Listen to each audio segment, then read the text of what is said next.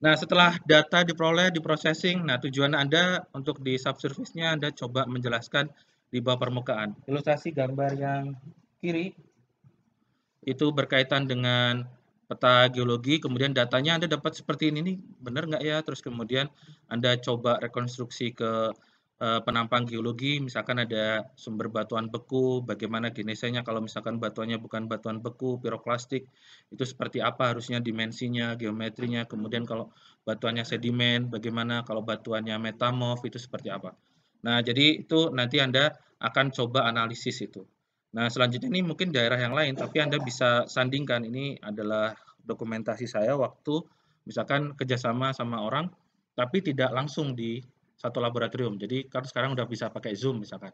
Orangnya misalkan di Bogor atau di Jakarta gitu kan, dia bisa support data geologi, penampang geologi, kita ambil data di lapangan, kemudian kita coba cek apakah anomali ini bersesuaian dengan informasi geologi yang ada di permukaan dan mungkin rekonstruksi di subsurface-nya. Kemudian setelah itu daerah yang tertarik Anda bisa rencanakan posisi untuk lokasi-lokasi yang untuk dimodelkan, untuk di slice ilustrasinya. Nah, sebaiknya buat peta itu tidak hanya seperti ini saja, kan ada kriteria minimum untuk buat peta. Biasanya ada skala, ada satuannya. Jadi kalau skala itu apakah miligal, meter, nanotesla, atau apa begitu. Kemudian sebaiknya ada plot-plot atau informasi yang lain yang mendukung, seperti lokasi, apakah itu posisi singkapan atau informasi seismologi atau informasi titik pengukuran yang lainnya. Oke. Nah, jadi kalau sudah, kemudian misalkan Anda ingin melakukan pemodelan, Anda dapat data peta geologinya seperti ini. Nah, ini ada lintasan E dan F. Nah, ini Anda bisa lihat lintasan E dan F, bisa ya. Nah, dari sini di permukaannya ini warna apa ini? Ungu. Misalkan kita harus tahu ungu itu satuan batuan apa? Litologinya apa? Mungkin Anda cari legendanya dulu kan. Kemudian dia lewat merah atau apa. Nah, ini mungkin kalau saya plot di sini ilustrasi EF itu satu penampang tuh seperti ini. Jadi ada ungu, ini kelihatan nggak ya? Ungu ada warna, Anda kelihatan ini warna apa? Hijau. Kemudian ketemu pink ya, Anda sebut pink, ungu lagi, pink. Kemudian yang ini Anda sebut apa? Hah? Kok hijau? Ya pokoknya lebih merah gitu ya. Hmm. Ya, seperti itu. Jadi kalau misalkan ilustrasi ilustrasi yang lain, misalkan ada CD, AB, Anda bisa cek nih CD, AB, dan seterusnya. Nah, setelah mendapatkan informasi permukaan ini, buat apa? Anda bisa lakukan analisis di sini. Misalkan EF nih. Nah, ini sepanjang lintasan ini dapatnya seperti ini. Kemudian di sini adalah posisi kontaknya, nah anomalinya mungkin seperti ini. Nah, di bawah permukaannya coba direkonstruksi. Nah, mungkin ilustrasi yang lain kalau tanpa topografi tadi, ya seperti ini kan. Tapi kalau sudah ada topografi, nah Anda bisa dapat lebih lengkap kan. Nah, kemudian kemiringan ininya Anda bisa teruskan sampai ke membantu guideline di pemodelan Anda. Oke, saya pikir itu. Terus ini cuma ilustrasi saja. Kalau di lapangan, saya pikir sudah mulai semuanya diskusi sama teman, udah mulai bosen ya. Paling nggak sama seperti teman yang ini ya kan. Jadi eh, semuanya pada ngariung gitu ya. Oke, ini ilustrasi. Jadi dulu tuh sebelum ada outdoor activity itu mahasiswa segini banyak nih jumlahnya, segini banyak. Alatnya cuma satu. Ini belajarnya gimana gitu kan? Tapi kalau sudah di kampus, kan paling nggak ada bagi jadi 5 orang atau 8 orang kan lebih sedikit. Nah harapannya ketika di lapangan nanti bisa langsung bagi-bagi tugas. Tidak bingung dulu nih gimana pakainya gitu kan? Oh, terus debat dulu dan seterusnya itu kan. Oke, kalau dulu masih bisa ke sungai, nah nanti mahasiswa S2 kayaknya kita susur sungai. Eh, kayaknya Pak Agus pengennya susur sungai karena data di sungai relatif sedikit. Jadi mungkin kalau bawa sepatu disiapkan, nah nanti jangan khawatir sepatu, kaos kaki pasti basah aja gitu ya. Jadi kalian mau kalau pakai sepatu bot, nah itu juga alternatif kalau misalkan ini. Tapi biasanya sih basah juga kalau kehujanan ya. Oke. Oke, nah ini yang outdoor activity. Nah, saya nggak tahu nih dokumentasinya kalian biasanya lakukan nggak? Nah, seperti ini kan biasanya lebih sedikit orangnya dibandingkan yang tadi gitu ya. Oke, ini jalan-jalan di kampus di sini. Oke, kemudian data saya lewat aja ini yang kalau data di Lembang ini cukup jauh lokasinya. Ini yang S2 kemarin jalan dari, udah pernah ke Gunung Batu belum? Ada yang belum? Nah, kalau yang S2 biasanya jalan tuh dari Gunung Batu ke Dago gitu ya. Harusnya ke kampus gitu, jalan kaki gitu. Tapi tapi karena saya kasihan kemarin, S2-nya suka dikasihani atau enggak? Enggak ya. Berarti tahun berikutnya ya. Tahun berikutnya bukan kalian ya berarti ya. Tahun berikutnya nggak usah dikasihani gitu ya sampai. Nah, tapi intinya mudah-mudahan Anda udah ada persiapan untuk ini. Kemudian dokumentasi lapangan Anda siapkan misalkan di Singkapan Batuan. Oh, ada tugas ngevlog atau enggak?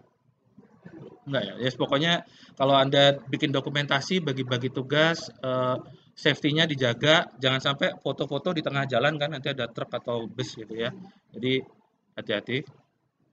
Nah, setelah ini mungkin saya nggak tahu ya, dari pengalaman Anda kuliah lapangan ini, berkemungkinan Anda akan punya karier atau portofolio ke depannya sebagai periset atau studi S2, S3 atau Anda bekerja itu di lapangan-lapangan yang jauh lebih kompleks atau mungkin jauh lebih menarik.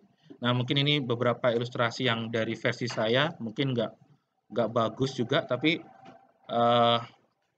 hanya gambaran aja. Misalkan Anda bisa keluar negeri, alatnya sama aja nih. Ini di Gunung Aso, di Kumamoto, di Jepang. Jadi kita survei kalau di Gunung Tangkuban Perahu ini kan keluar nih kawahnya sama kan ya, misalkan. Nah, ini kita sampai di sini nih. Nah, padahal semuanya nggak boleh, kecuali peneliti gitu kan. Jadi kalau anginnya pas nggak menuju ke kita, asapnya ke arah yang lain, itu diperbolehkan dengan orang tertentu gitu. Bukan sebagai turis gitu. Nah, saya nggak membayangkan kalau di Indonesia mungkin udah ditutup ini. Kalau di Jepang ini waktu itu masih bisa. Dan ya mungkin yang nggak safety pengalaman di situ karena drivernya agak sedikit ini ya.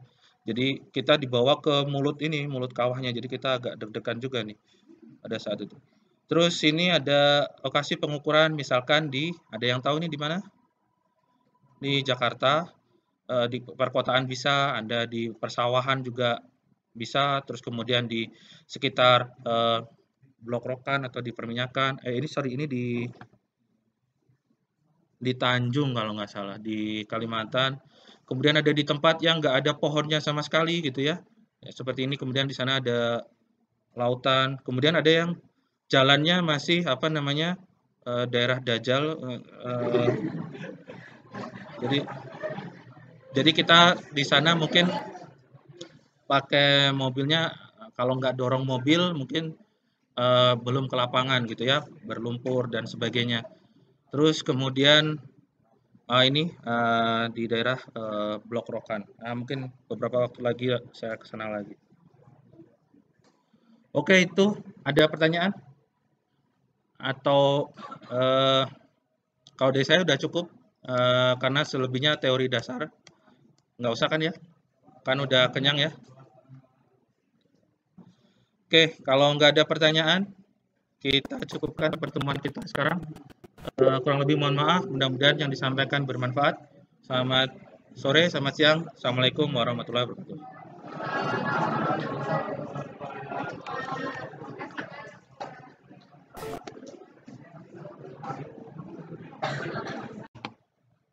Oke. Nah, jadi kalau sudah, kemudian misalkan Anda ingin melakukan pemodelan, Anda dapat data peta geologinya seperti ini. Nah, ini ada lintasan E dan F. Nah, ini Anda bisa lihat lintasan E dan F? Bisa ya. Nah, dari sini di permukaannya ini warna apa ini? Ungu. Misalkan kita harus tahu ungu itu satuan batuan apa? Litologinya apa? Mungkin Anda cari legendanya dulu kan. Kemudian dia lewat merah atau apa. Nah, ini mungkin kalau saya plot di sini ilustrasi EF itu satu penampang tuh seperti ini. Jadi ada ungu, ini kelihatan nggak ya?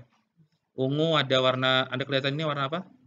Hijau, kemudian ketemu pink ya, Anda sebut pink, ungu lagi, pink, kemudian yang ini Anda sebut apa? Hah? Kok hijau? Ya pokoknya lebih merah gitu ya. Ya seperti itu. Jadi kalau misalkan ilustrasi yang lain, misalkan ada CD, AB, Anda bisa cek nih CD, AB, dan seterusnya.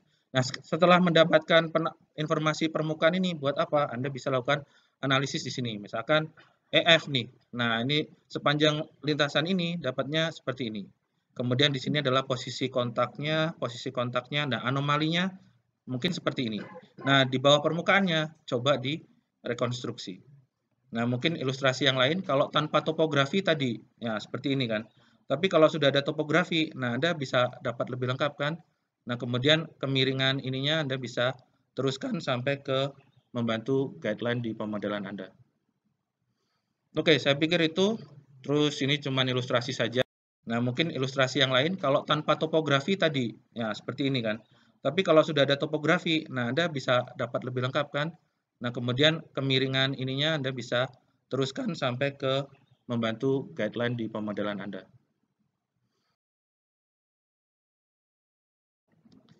Oke, nah ini yang outdoor activity. Nah, saya nggak tahu nih dokumentasinya kalian biasanya lakukan nggak? Nah, seperti ini kan biasanya lebih sedikit orangnya dibandingkan yang tadi gitu ya. Oke, ini jalan-jalan di kampus di sini. Oke, kemudian data saya lewat aja ini yang kalau data di Lembang ini cukup jauh lokasinya. Ini yang S2 kemarin jalan dari, udah pernah ke Gunung Batu belum? Ada yang belum? Nah, kalau yang S2 biasanya jalan tuh dari Gunung Batu ke Dago gitu ya. Harusnya ke kampus gitu, jalan kaki gitu. Tapi tapi karena saya kasihan kemarin, S2-nya suka dikasihani atau enggak? Enggak ya. Berarti berarti tahun berikutnya ya. Tahun berikutnya bukan kalian ya berarti ya. Tahun berikutnya nggak usah dikasihani gitu ya sampai. Nah, tapi intinya mudah-mudahan Anda udah ada persiapan untuk ini. Kemudian dokumentasi lapangan Anda siapkan misalkan di Singkapan Batuan. Oh, ada tugas ngevlog atau enggak? Enggak ya. Yes, pokoknya kalau Anda bikin dokumentasi, bagi-bagi tugas, safety-nya dijaga, jangan sampai foto-foto di tengah jalan kan nanti ada truk atau bus gitu ya. Jadi hati-hati. Nah, setelah ini mungkin saya nggak tahu ya, dari pengalaman Anda kuliah lapangan ini, berkemungkinan Anda akan punya karier atau portofolio ke depannya sebagai periset atau studi S2, S3 atau Anda bekerja itu di lapangan-lapangan yang jauh lebih kompleks atau mungkin jauh lebih menarik. Nah, mungkin ini beberapa ilustrasi yang dari versi saya, mungkin nggak bagus juga, tapi uh, hanya gambaran aja. Misalkan Anda bisa keluar negeri, alatnya sama aja nih. Ini di Gunung Aso, di Kumamoto, di Jepang. Jadi kita survei kalau di Gunung Tangkuban Perahu ini kan keluar nih kawahnya sama kan ya, misalkan. Nah, ini kita sampai di sini nih. Nah, padahal semuanya nggak boleh kecuali peneliti gitu kan. Jadi kalau anginnya pas nggak menuju ke kita, asapnya ke arah yang lain, itu diperbolehkan dengan orang tertentu gitu. Bukan sebagai turis gitu. Nah, saya nggak membayangkan kalau di Indonesia mungkin udah ditutup ini. Kalau di Jepang ini waktu itu masih bisa. Dan ya mungkin yang nggak safety pengalaman di situ karena drivernya agak sedikit ini ya. Jadi kita dibawa ke mulut ini, mulut kawahnya. Jadi kita agak deg-degan juga nih pada saat itu. Terus ini ada lokasi pengukuran misalkan ada yang tahu nih di mana?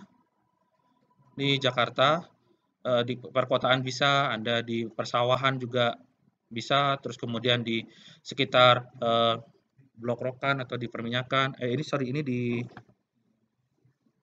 di Tanjung kalau nggak salah, di Kalimantan. Kemudian ada di tempat yang nggak ada pohonnya sama sekali gitu ya. Ya seperti ini.